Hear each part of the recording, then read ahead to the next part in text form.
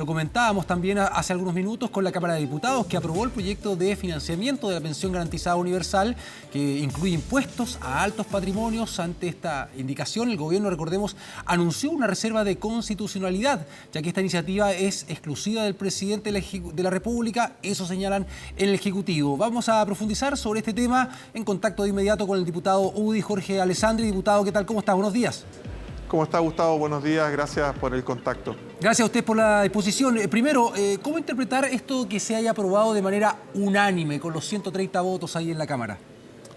Lo que pasa es que venía de la Comisión de Hacienda aprobado, la Cámara tenía que votarlo en general, y obviamente todos queremos, primero, que exista la pensión garantizada universal, y segundo, que tenga financiamiento.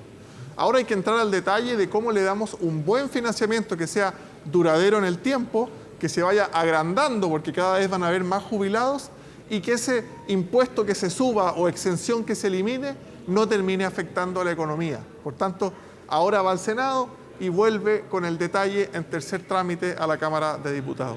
Ya, en ese sentido, ayer, por ejemplo, el jefe de la bancada de Renovación Nacional, Leopoldo López, señalaba que fue una aprobación con un buen gesto, ¿no? Para no entorpecer el trámite, para darle premura a esto, teniendo en cuenta que por ahí interpretación para el Ejecutivo también es que esto finalmente se pueda decidir en el Tribunal Constitucional. ¿Está de acuerdo con eso?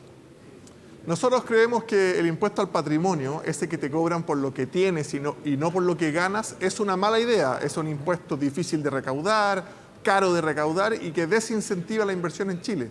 Creemos que la PGU hay que financiarla eliminando otras exenciones o subiendo otros impuestos. El gobierno cree lo mismo, al parecer, según las opiniones, pero ha querido ir al Senado con esta propuesta, incluyendo el impuesto al patrimonio, o como le hemos llamado acá, impuesto a los súper ricos. Yo creo que el gobierno tiene muchas ganas de que esto se afirme y se apruebe en su gobierno, y la oposición tiene muchas ganas de que no lo firme Sebastián Piñera. Los dos hacen mal al proyecto, porque yo estoy pensando en cómo se van a pagar las pensiones en los próximos 40 años. Me da lo mismo si el papel lo va a firmar el presidente Piñera, el presidente Boric, este Parlamento, el próximo. Y ayer vimos esta jugada, y incluso uno llega a pensar si no sería importante que en Chile hiciéramos una reforma para que después de las elecciones no pasen 4 meses para que asuma el nuevo Congreso y el nuevo gobierno, que pudiera ser como en otros países en 15 o en 20 días, porque de lo contrario se dan estas jugarretas de lado y lado que terminan afectando los proyectos de ley. ¿Y este impuesto a quienes tienen un alto patrimonio, a los súper ricos, como se ha denominado, es lo único en que ustedes estarían en contra respecto a esta forma de financiamiento? El que más nos gusta es el que le pone un impuesto a las ganancias de capital, o sea, en la compra y venta de acciones. Si usted ganó dinero, que por ese margen pague impuestos. Eso nos parece lógico, justo, nos parece bien la tasa del 10%. Hay otros que no nos gustan tanto, como aquel que elimina la exención de IVA a viviendas de 2.000 UF.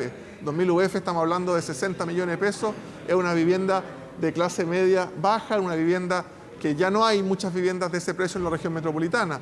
Tampoco nos gusta mucho el impuesto, el IVA a los servicios. Hoy día los servicios profesionales, los servicios de transporte y otros no tenían IVA. Por tanto, nos gusta el de la ganancia de capital, nos gustan quizás otras exenciones, pero el impuesto al patrimonio nos parece una muy mala idea, y en los otros más pequeños habría que discutir. Recuerde usted que el 90% de la plata de la PGU ya está por el pilar solidario y ya está por la ley corta de pensiones que estaba contemplada para el 2022. Estamos hablando de dónde sacamos el 10% que nos falta. Yo creo que con las exenciones alcanza, y con algunas otras readecuaciones. Y además yo tengo toda la esperanza de que el país crezca, la economía crezca en el gobierno del presidente Boric. Y cada punto que crece Chile, cada 1% que crece Chile, el fisco recauda 600 millones de dólares más al año.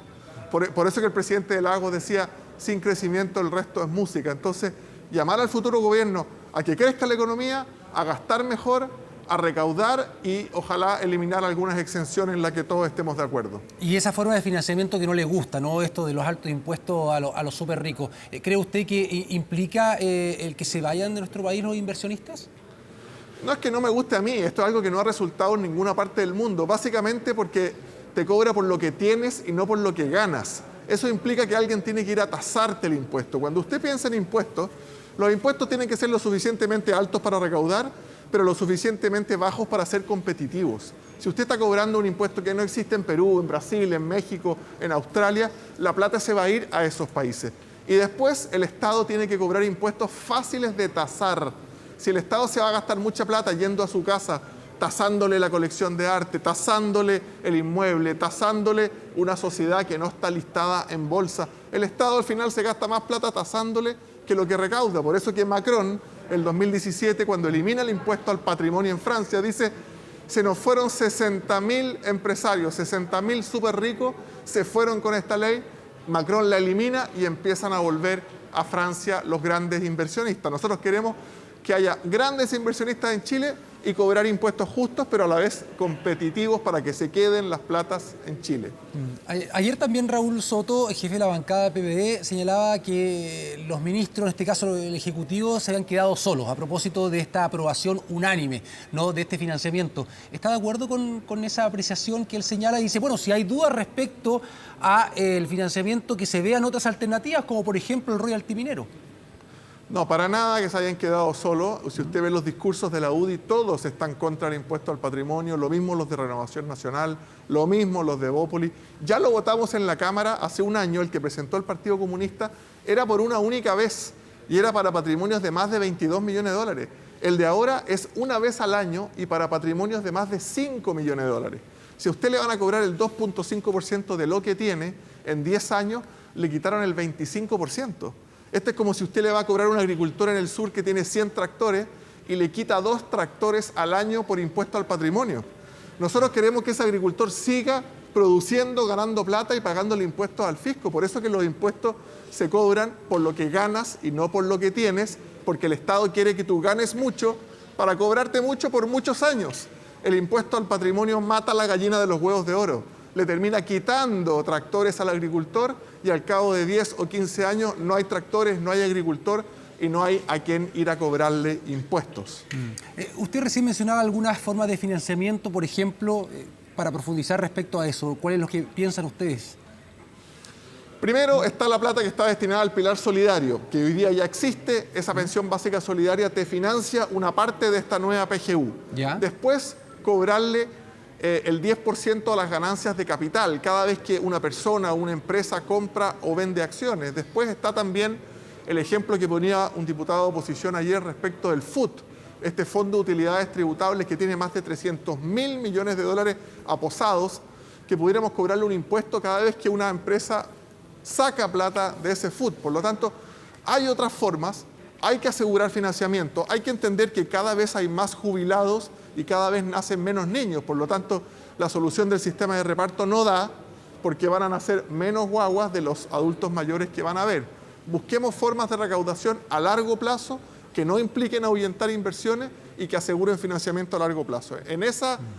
Con esos mínimos comunes abiertos a cualquier fórmula. Perfecto. Pasa al Senado. ¿Cree usted que se va a aprobar para que finalmente quienes están preocupados, ¿no?, los trabajadores, trabajadoras mayores de 65 años de edad, estén o no jubilados, puedan recibir ya en enero este bono, este aporte de 185.000 pesos? En febrero sería en realidad, pero espero que se apruebe en el Senado, claro, espero que se apruebe sin el impuesto al patrimonio. ¿Ya? Y ojalá, a propósito de estas altas inflaciones que estamos teniendo, del 7%, se prevé para el 8 o al 10% el año siguiente, que estos beneficios sociales pudieran ser en UF, que no sean nominales, porque si no, estos 185.000 pesos que se le prometen hoy a usted, el próximo año ya van a valer 160, el siguiente 140, por lo tanto, que tuvieran una indexación a la inflación, que el beneficio social, la pensión garantizada universal, se pudiera también indexar a la inflación, porque al parecer, según los economistas, se vienen tiempos de alta inflación, claro, y esas inflaciones de 2.5, 3 al año para países como Chile se acabaron. Nos vamos a parecer más a los países vecinos en eso, que tu plata cada mes vale menos y tiene menor poder adquisitivo. Bien, diputado Jorge Alessandri, le queremos agradecer por este contacto. Que esté muy bien. Muchas gracias a ustedes. Hasta luego. Hasta luego. Buena jornada.